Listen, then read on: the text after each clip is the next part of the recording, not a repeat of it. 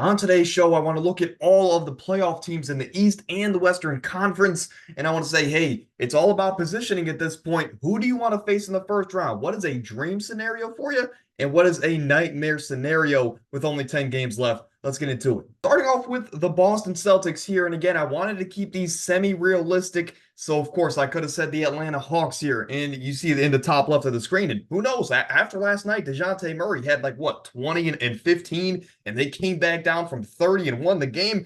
But in a 7-game series, Boston at full health with Drew Holiday, that shouldn't happen, right? So I will say that, again, Atlanta is the, of course, dream scenario, saying that they are technically going to be in the play-in.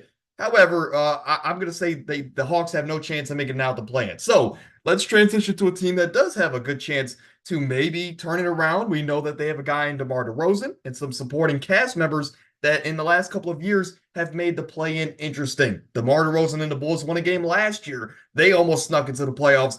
I think that out of the 3 teams as of today, which as of today, the 4 play-in teams are the Miami Heat, the Philadelphia 76ers, the Chicago Bulls, and the Atlanta Hawks. Out of those 4 teams, who do you want to face?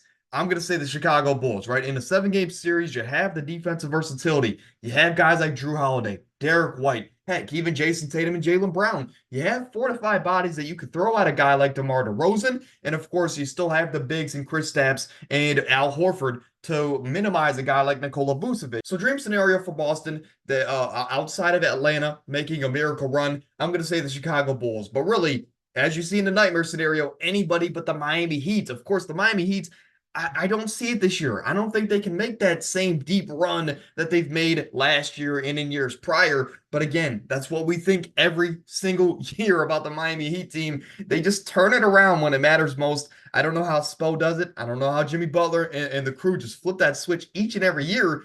But again, I also don't know why they put themselves in these positions where they got to fight so hard just to make it that far into the postseason.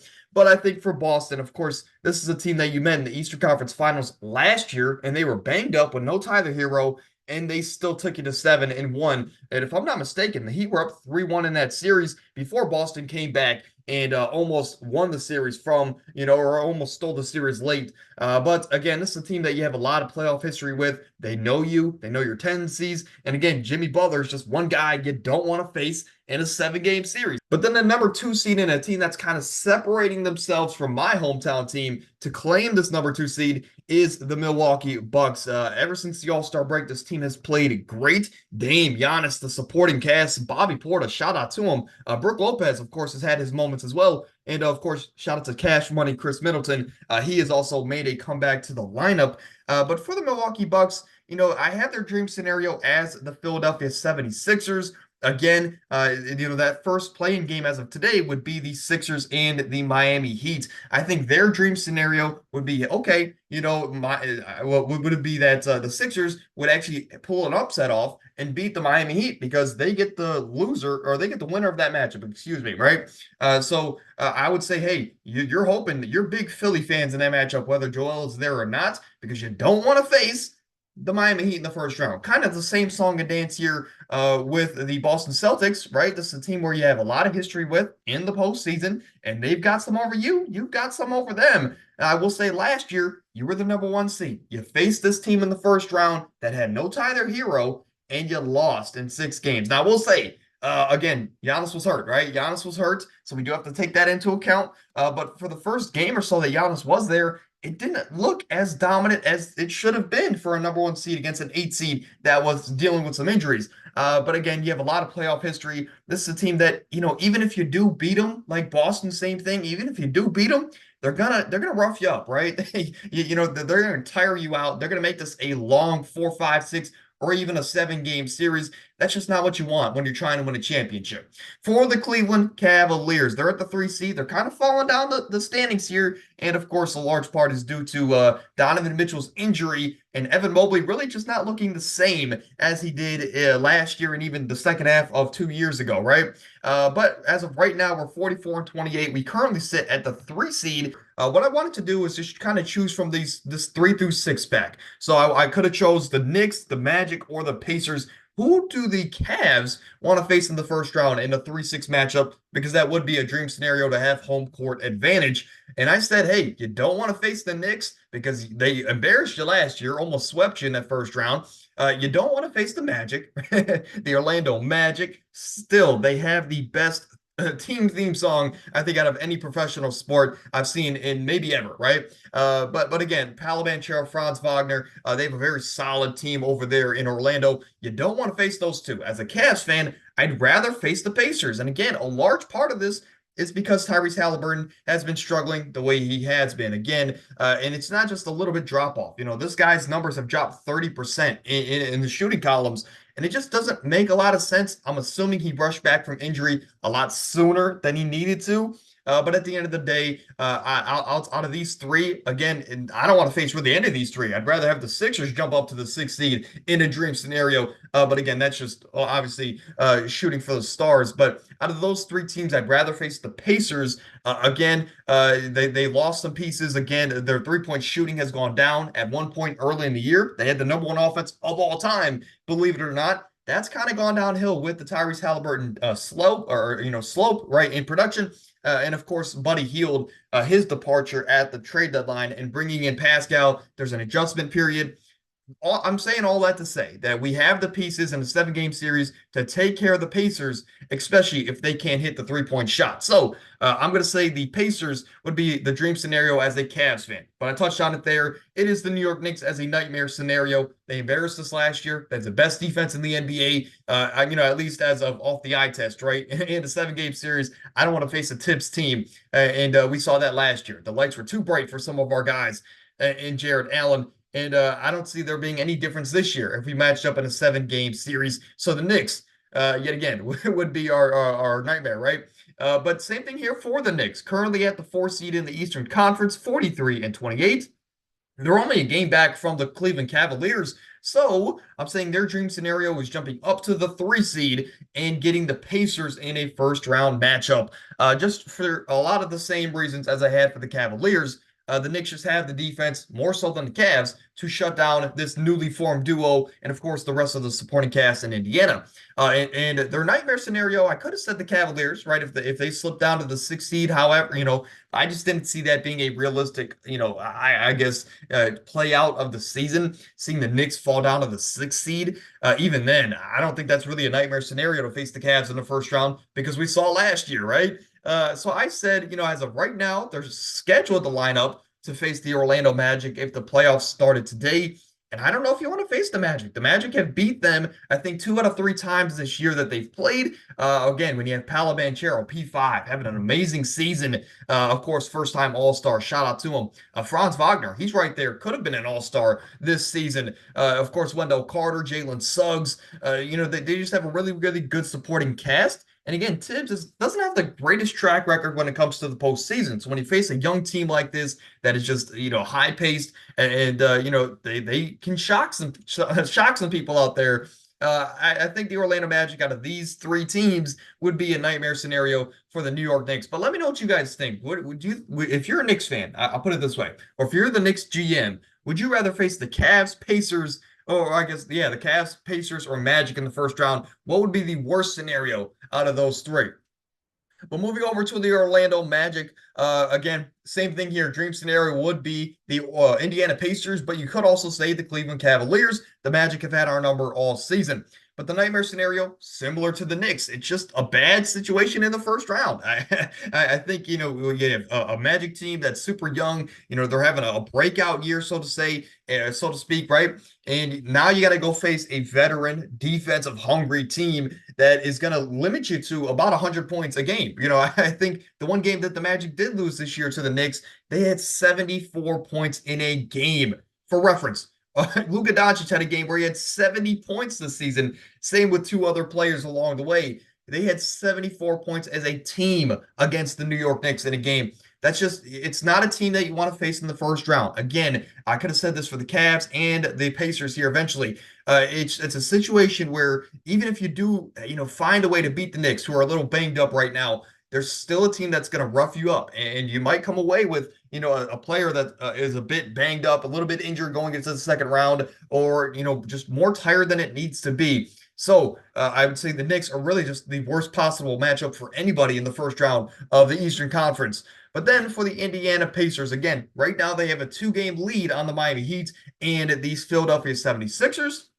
But I will say that if they do avoid the play-in, and we're going to talk about that 3-4-5, if you have the teams lined up right out of the Cavs, Knicks, and Magic, I would say their ideal scenario would actually be the Cleveland Cavaliers, which is what they're scheduled to face right now. It's simply for the fact that this is a team that can, disappear sometimes, right? Darius Garland, of course, he's very streaky. Donovan Mitchell, he's going to be there. Donovan Mitchell is going to be the Superman for this team, but he's only one guy. And we saw last year, he can't do it alone.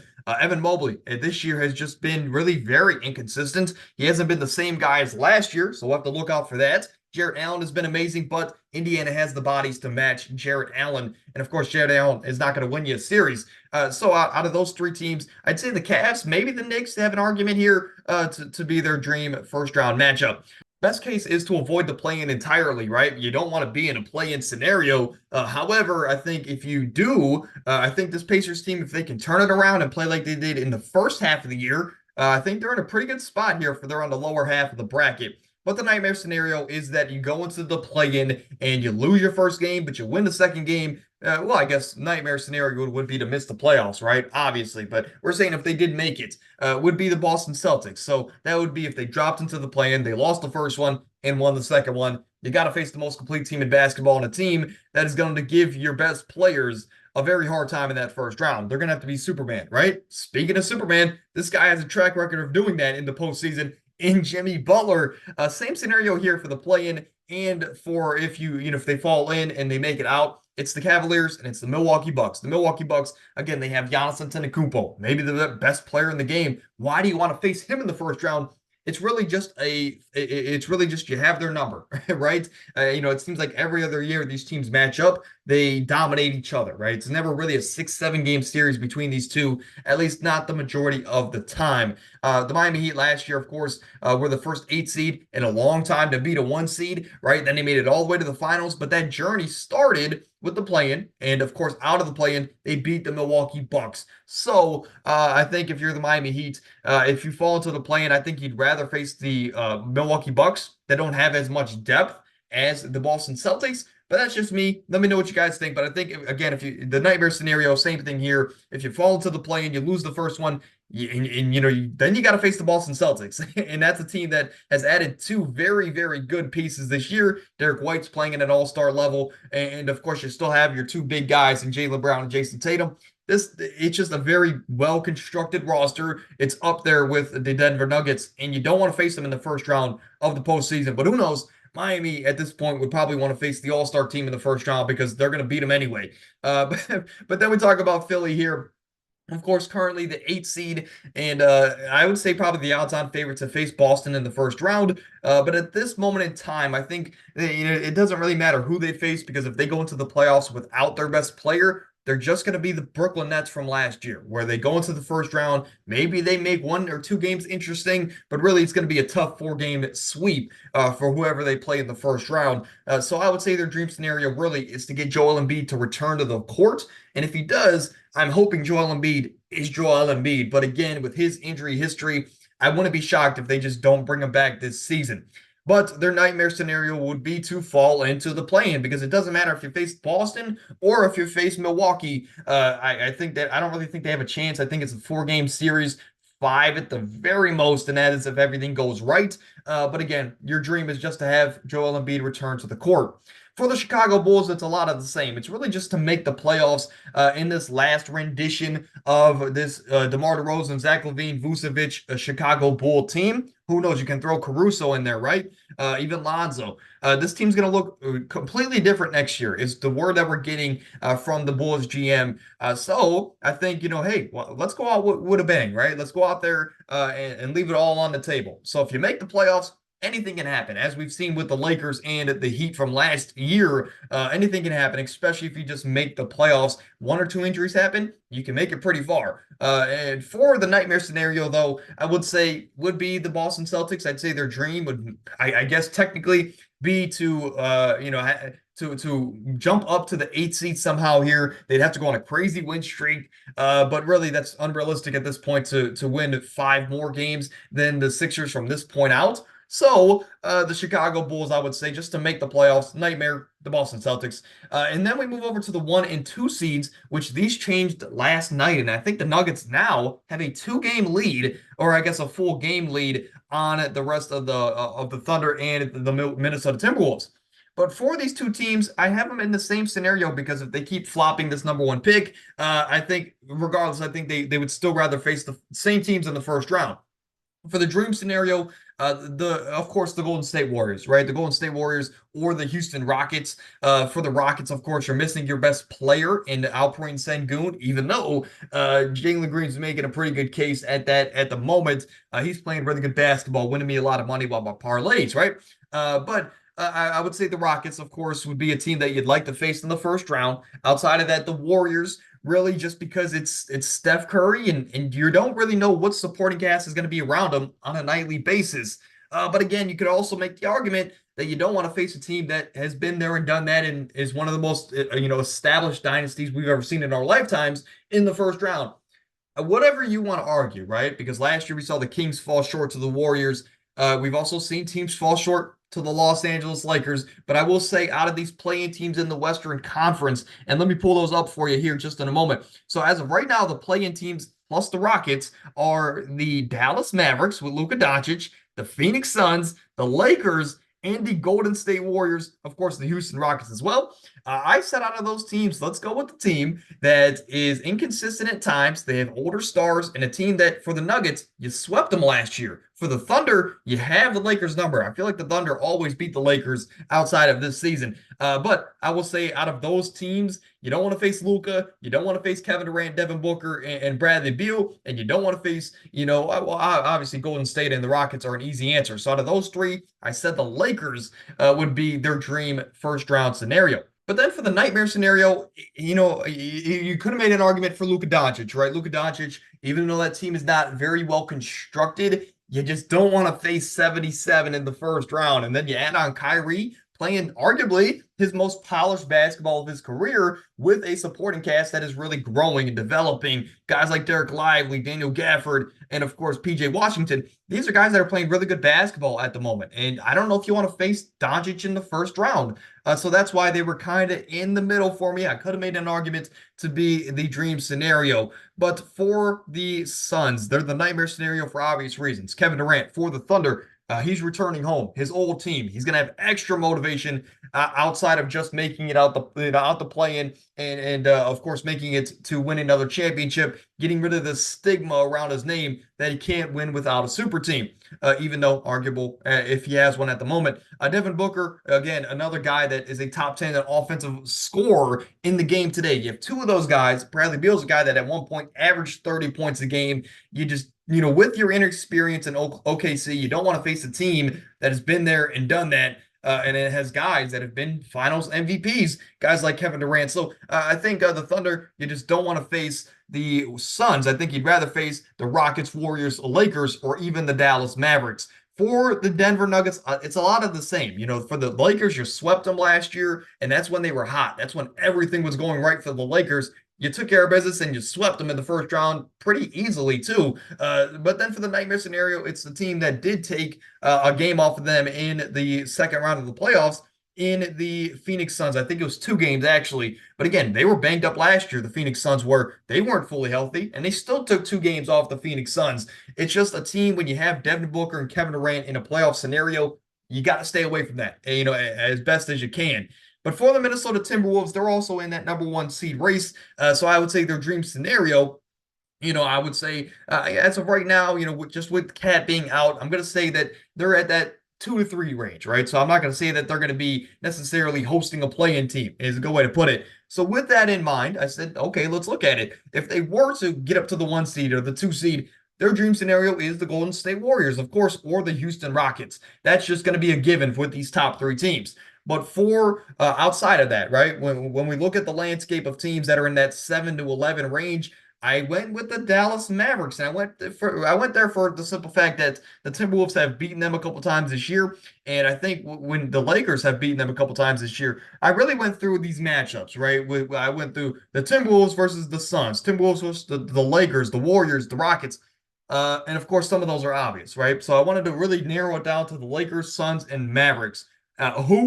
Who would you rather face in that first round? Excuse me, right? Stick with me. I honestly, I said the Dallas Mavericks. And again, I'm one of the guys that is a big Luka Doncic fanatic, but I think the Lakers, just with their size and depth, you don't really want to face them in the first round. And then you look at the Suns, we already talked about it. You don't want to face them in the first round either. So I think if you narrow it down to a series with the Dallas Mavericks, you really just got to lock in on those top two guys. Let guys like Daniel Gafford beat you. Let guys like Tim Hardaway beat you. And again, I'm not saying it like it's a walk in the park. It's hard to stop Luka. It's hard to stop Kyrie. But I think if you can really try and I think that's just your best option. And of course, Minnesota, as of right now, if I'm not mistaken, still has the number one defense in basketball. And hey, I'm not going to slight this Minnesota Timberwolves team. They have maybe a top five playoff performer in his early career on their team in Anthony Edwards. That dude has been amazing. He took a game off the champs last year, something LeBron and AD couldn't do, by the way. But Anthony Edwards, of course, I would say their dream scenario would be to get Karl-Anthony Towns back on the court and for them to face the Mavericks in the first round. They just have too much size and physicality for the Mavericks. And then their nightmare scenario, a lot of the same reason, it is the Phoenix Suns. For the New Orleans Pelicans, they jumped up to the 4 seed last night. Shout out to them and shout out to Zion and company for getting a big win. Man, that team is so perfectly constructed. You know, when we look at like perfectly constructed rosters, we have to look at the Nuggets, right?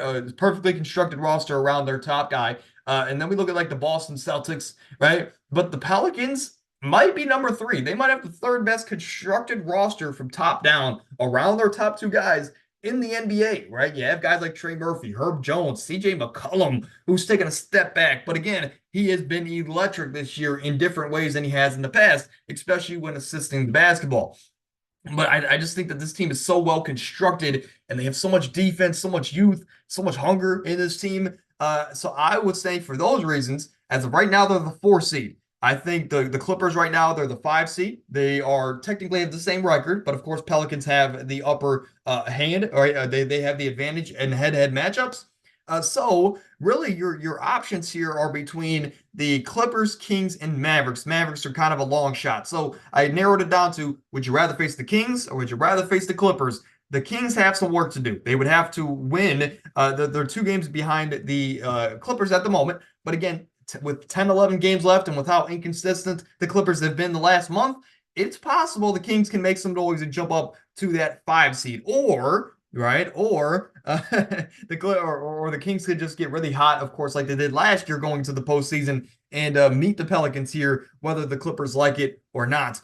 However, I think just with when you look at the Pelicans, right, they have size, they have depth. So I think you have guys like Herb Jones, Trey Murphy, Jose Alvarado, the guys that you can throw on De'Aaron Fox. And again, they're not going to stop De'Aaron Fox. De'Aaron Fox is electric, even though he's been inconsistent this year, right? Last year, I would say the best player on the team was De'Aaron Fox and then Sabonis. This year, it's Sabonis and then it's De'Aaron Fox. So again, I think that's a good luxury to have if you're the Kings. But for the Pelicans side, if you're going into a first round matchup and you're facing, you have the wing depth and the guard depth to guard guys like De'Aaron Fox and Malik Monk. And then you have guys like Zion, who, granted, not a great defender, but he has the strength to hold up a guy like Domantas Sabonis.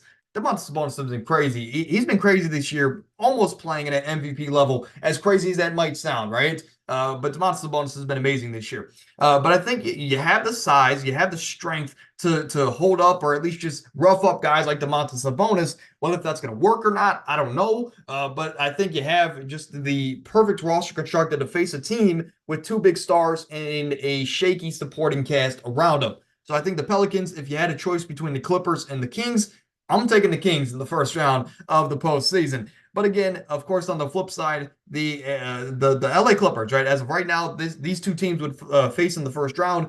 and you just don't want to face Kawhi, Paul George, two proven playoff, performers, right? At least as of late for Paul George. Again, James Harden has the pedigree, right? He's been there, he's done that, he's seen a lot of things. And of course, Russell Westbrook off the bench. You still have Norman Powell, you still have Zubac, right? This is a team that just has been there and done that. And to me, have the best coach in basketball in Tyronn Lue. It's just a lot of things that are in the Clippers' favor there in that series. You don't want to face them in the first round. At least that's me. But again, if you're a Pelicans fan, who would you rather face? To me, I'd rather face the team that, still hasn't got out of the first round in the Sacramento Kings. For the LA Clippers, same song and dance here. You'd rather face the Kings, and the nightmare scenario would actually be the Dallas Mavericks. Now, again, let me explain the scenario here. For the Kings, again, you have the size and you have the star power to just really, hey, if you can't stop Sabonis, we got Kawhi Leonard. Who's going to stop Kawhi Leonard? It's not going to be Keegan Murray, right? It's not going to be Harrison Barnes. Who's going to stop Kawhi Leonard? Okay, and then let's say they do stop him or minimize Kawhi Leonard. Who's going to stop Paul George? And then you got James Harden. I just think if you're the Clippers, you're in a really good spot. You have a talented, proven roster with a Hall of Fame level head coach, dang near, right? And you're facing a Kings team that, again, you have the roster to minimize their star players. But the nightmare scenario, obviously, I think in a serious situation, we're saying here, it probably is the Pelicans, right? These are two teams that are well constructed. They don't want to face each other in the first round because if either team makes it out, it's going to be a rough series. But the Clippers right now, they would have to make it up to the 4 seed. And then the Mavericks would have to get really hot and pass the Pelicans and the Kings to take the 5 seed. Again, we're talking about nightmare scenarios. So I think nightmare scenarios, and this is technically still in the realm of possibility, would be to face Luka in the first round for obvious reasons. We know Luka does not like the LA Clippers. And then we talk about the Phoenix Suns here, currently the 8th seed in the Western Conference. And I probably should have switched these slides around just a little bit, but it is what it is.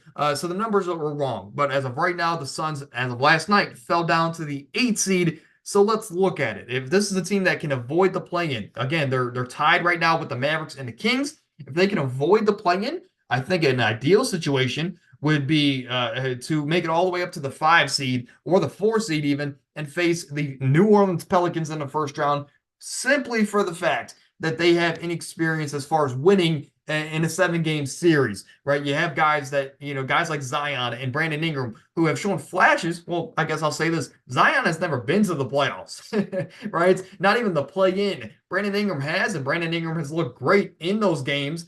However, I just think, any team really is a dream scenario for the Suns because you have Kevin Durant and Devin Booker, of course, other supporting pieces as well. But when I was looking at it here, they currently were the 6th seed. And I said, okay, you don't want to face one of the top guys. You don't want to face the Nuggets, Thunder, or Timberwolves in the first round. So then, we're in a situation where we're going to have to jump up, right? We're going to have to jump over some people here. And then it really put me in a situation where, okay, the only really realistic possibilities if we're going to jump up, stay out of the play-in are really the Pelicans and the Clippers. And out of those two teams, I'd say I would rather play the Pelicans in the first round due to Zion's inexperience. And of course, you have the star power to really take care of anybody. So anybody could be a dream scenario.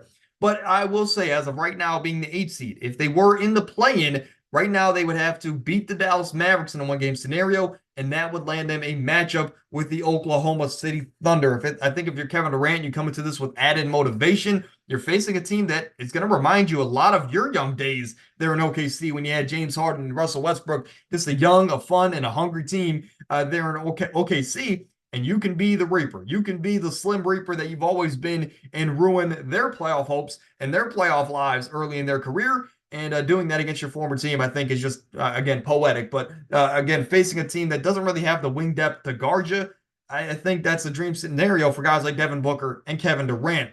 But then we talk about a nightmare scenario. Again, if you avoid the play-in, right, instead of the Pelicans, I'd say you'd rather not face the Clippers because they have Kawhi Leonard, maybe the only human ever created that can probably stop Kevin Durant, at least in his prime. Maybe not today, but we saw last year the Clippers took a game off of the Suns with no Paul George. So if you're the Clippers, I think that is a pretty good, or I think if you're the Suns, you don't want to face the Clippers in the first round.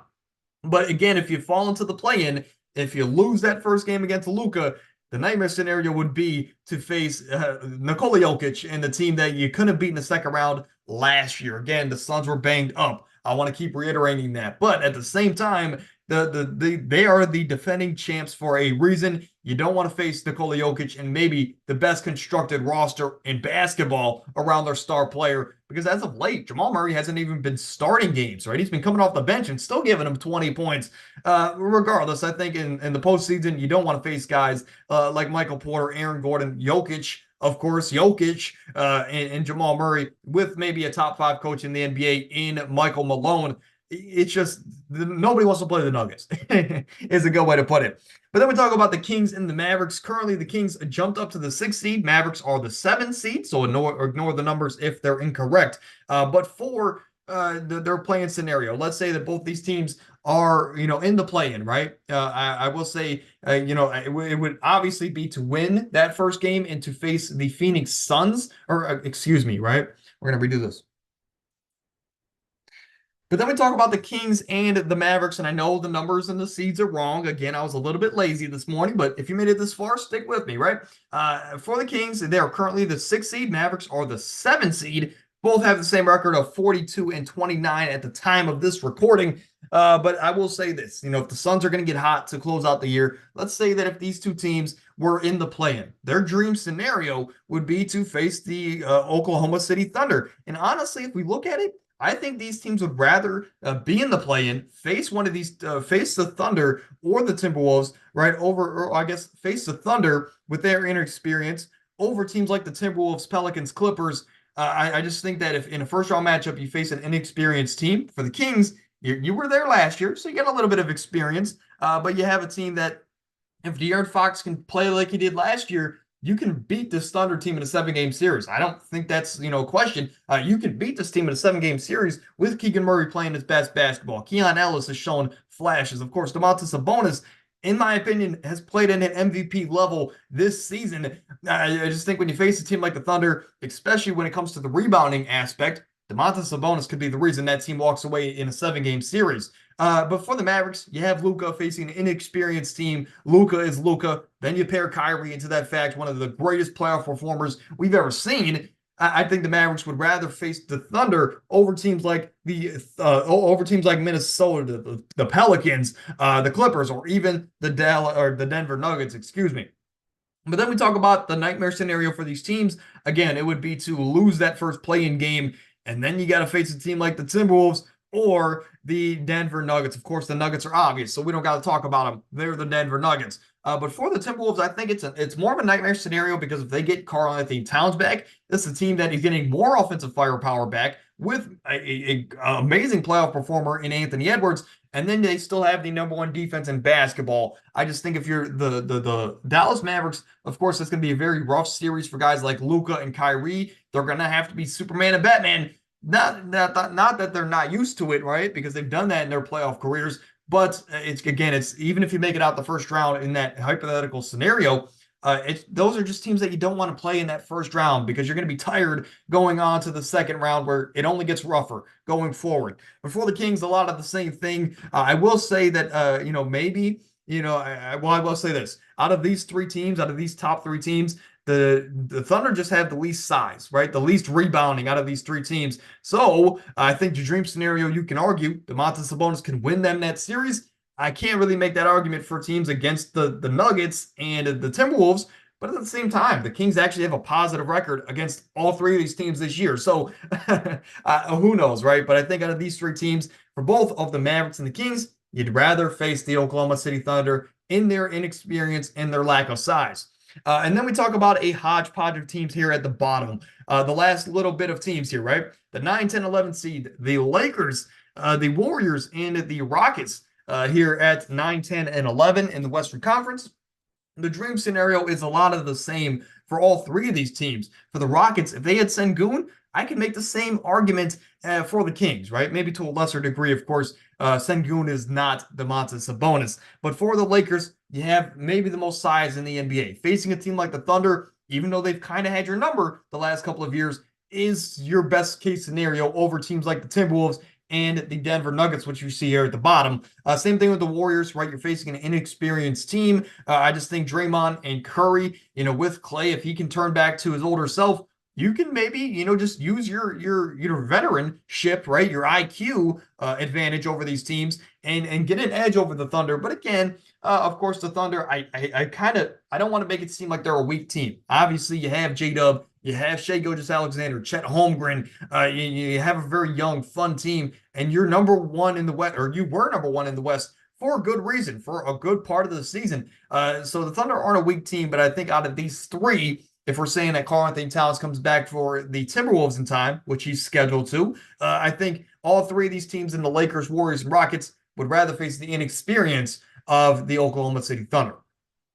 But that is year two of Dreams and Nightmares. Again, if you were here last year when I did this series, I actually opened up the podcast with Bakari and I started to sing the intro to the Meek Mill song Dreams and Nightmares. Never again, right? Never again, especially with the allegations and the recent, I guess, bad media around a guy like Meek Mill. But I won't ever sing that again here on the channel. But if you're interested, right, if you want to go listen to me be very cringe and embarrassing, go watch last year's edition of this exact podcast where you guys loved it last year. So that's the reason we brought it back. So if you're still here and you enjoyed, or if you have any additional thoughts, let me know down in the comments. Of course, I'm always in the comments responding to you guys as quickly as I possibly can. But if you missed yesterday's video, the new 5x5 series, where, hey, every single week I'm going to be releasing a 5-minute or less video, and we're going to be talking about something in the world of sports. As of right now, this is my opportunity to dive into some draft content. So 2 weeks ago, I talked about my favorite five, or I guess my top five favorite prospects in the NFL draft. So if you're interested, go watch that. Again, it's only a 5-minute video. And then this week, yesterday, I uploaded a video about J.J. McCarthy, maybe the most questioned prospect coming into this class, because at one point, people had him outside of the first round, and now there's rumors he can go second overall. So the Washington Commanders, we talked about it all yesterday. So if you're interested in maybe, some draft comps and some pros and cons to a guy like McCarthy, check out yesterday's video. Again, it's only 5 minutes. But again, Thursday, in 2 days here, we're going to be diving into some of the brightest and darkest futures in the NFL. We're going to be basically buying or selling stock in some of these teams going into next year. So it should be tons of fun. Amir should be back for that episode. But until then, if you guys enjoyed, drop a like, subscribe, tell a friend to tell a friend. On the road to 16K, we're out of here.